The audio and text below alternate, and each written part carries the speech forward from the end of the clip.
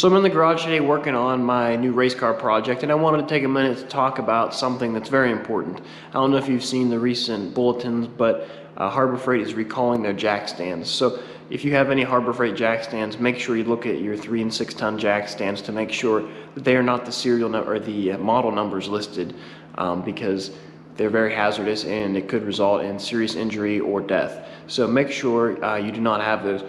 And as a word of advice, I would recommend, if you do have Harbor Freight jack stands, even if they're not on the list, I would get rid of them and get some good quality ones in general, because you do not want to trust your life with Chinese crap.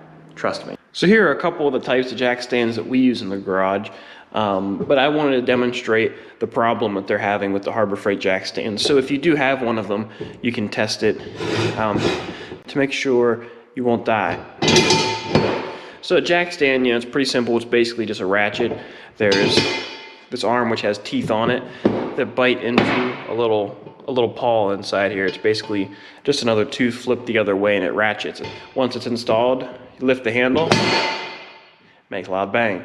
So the problem that the Harbor Freight jack stands are having is with a lot of Chinese-made components, not just tools, but anything Chinese, it seems, is there's a lack of quality, and they really don't follow tolerances all that well. So the problem they're having is this pin for the pawl is moving around in location. It probably moves up, down, left, right. It moves all over the place. But the problem is that once it gets further away, it's engaging less on the teeth. You're putting the car down on it. Say you have the jack up, bringing the car down to touch on the jack stand.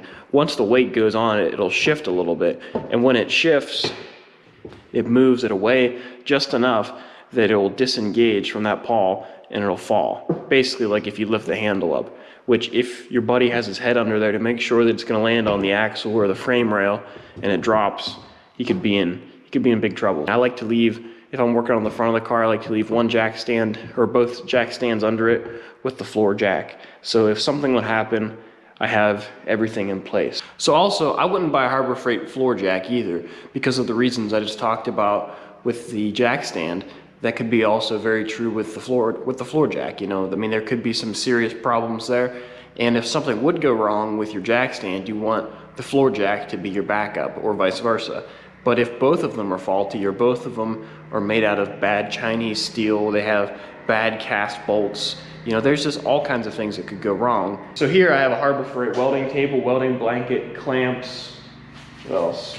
Welding carts. I have lots of Harbor Freight things, but my life is not dependent on that blanket. And I'm not saying don't shop at Harbor Freight and everything they have is junk, but most of the stuff is questionable at best. So for example, I bought this set of punches to press out pins, and you can see how good the steel is. They all started bending on me, and I wasn't even pounding on something that hard. They just bend. It's called Chinesium. It's a rare metal that has 0 metal properties. Also, while you're here, be sure to check out the rest of my YouTube channel, subscribe, like the video if you enjoyed, so other people can see this to make sure they stay safe, because we do not want people getting hurt over something stupid like a jack stand. I'll catch you guys later.